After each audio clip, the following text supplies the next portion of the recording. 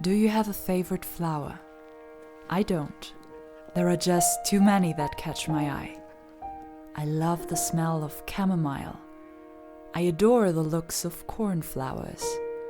I admire the elegance of poppies. It's the same thing with my hobbies and interests. Just one won't do. At least nowadays.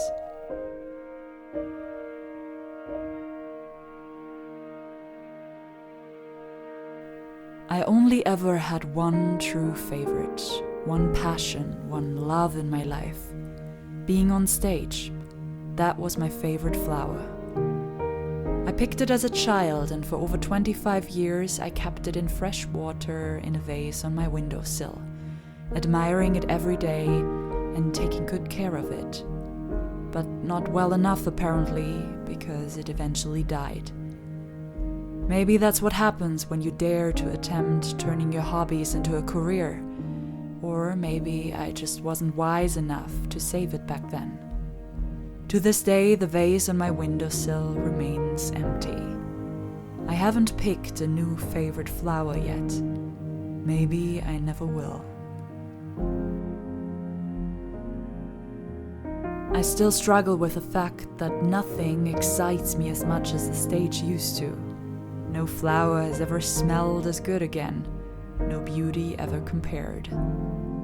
I may have made my peace with losing my dream to anxiety attacks. I don't miss the stage any longer. But I miss the excitement, the passion, the easiness. And most of all, that sense of purpose and belonging I had back then, whenever I was performing.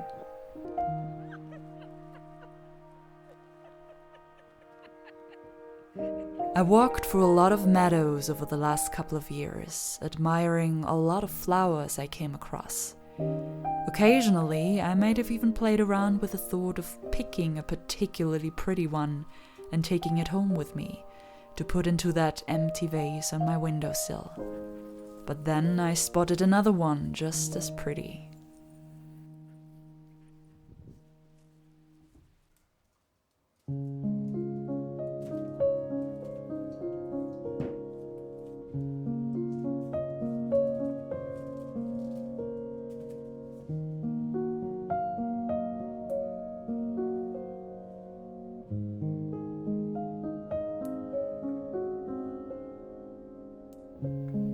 I like sewing and crocheting.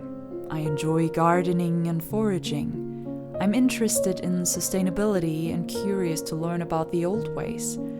I'm a good dog owner and singer. I know a little bit about bookbinding and food preserving. I spend a lot of my time filming and editing. If I would have picked all of these flowers, I would have a gorgeous bouquet of variety to put into that empty vase on my windowsill. But I didn't. At least for now, I rather want to be an amateur at 100 things than an expert at only one.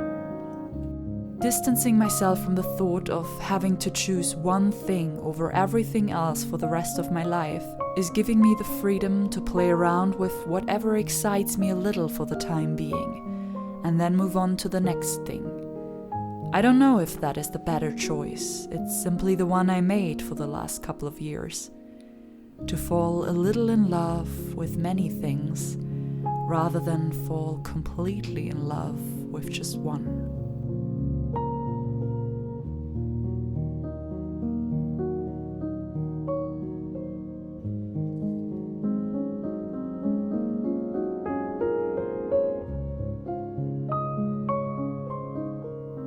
I don't owe it to anyone to choose a new favorite flower. I can admire their beauty way longer if I don't pluck them and take them home with me. Perhaps it's best if I get rid of the empty vase on my windowsill, rid myself of the feeling of having to replace something that cannot be replaced. It would make it easier to open the window, get lured out of the house by the enticing smell of 100 flowers, 100 possibilities, and spend more of my days in the meadow.